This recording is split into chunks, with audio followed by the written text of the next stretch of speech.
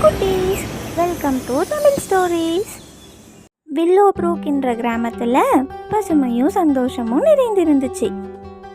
அதே ஊரில் இருக்கிற எல்லையில் ஒரு பாலடைஞ்ச வீடு இருந்துச்சு.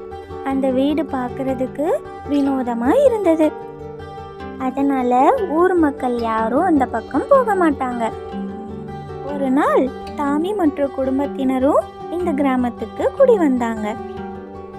டாமி இந்த கிராமத்தை சுற்றி பார்த்ததும் ரொம்ப வியந்து போய் ஆச்சரியத்துடன் நின்னான்.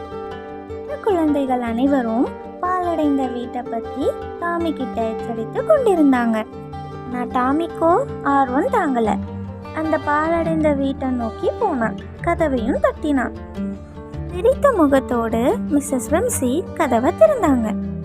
டாமி உள்ளே நுழைந்ததும் அவனுடைய கண்கள் மிகவும் ஆச்சரியத்தில் இருந்துச்சு. அவளுடைய கிச்சனும் மிகவும் அழகாக இருந்துச்சு. மியூசிக் பாக்ஸும் பிளே ஆகிட்டு இருந்தது. டாமி மற்றும் வெம்சி அவர்களின் கதைகளை பகிர்ந்து கொண்டாங்க. பிறகு டாமி அவனுடைய நண்பர்களையும் அழைத்து வந்தான். வந்த நண்பர்கள் முதல்ல பயந்தாலும் போக போக ஜாலியாக அவங்க விளையாடிட்டு இருந்தாங்க. அங்கிருந்த கிராமத்து மக்கள் அனைவரும் வீட்டை சரி செஞ்சாங்க. பாலடைந்த வீடு இப்போ அழகா மாறிடுச்சு. பிறகு இசை காட்சிகள், விளையாட்டு போட்டிகள் அனைத்தையும் வைத்து மகிழ்ச்சியில் இருந்தனர்.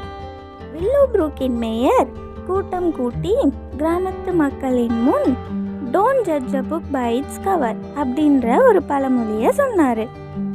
குட்டீஸ், இந்த கதையில நம்ம என்ன கற்றுக்கிட்டோம்னா, மேல் தோற்றத்தை வச்சு எப்பவுமே நம்ம எடை போடக்கூடாது.